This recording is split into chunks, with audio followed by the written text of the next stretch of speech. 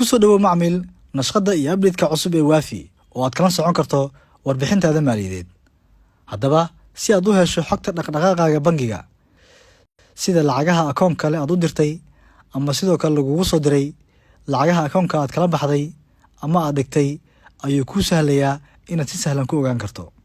haddaba si aad u hesho faa'iidooyinkaas faraha badan, soo kici application-ka waafi kadibna gal qaybta ay ku qoran tahay money. si aad u diiwaan gashato email-kaaga, taabo qaybta sare ee setting kana sii dooro change email.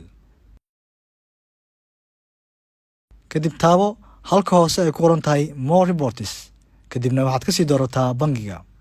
waxaa kuu soo muuqanayo qaybta ay ku qoran tahay period. halkan waxaad ka dooran kartaa muddada warbixintaada bangiga.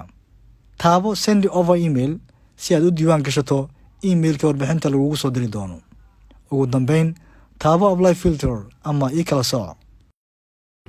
si aad u hesho faahfaahin iyo caawimaad, fadlan taabo setting kadibna ka sii dooro help.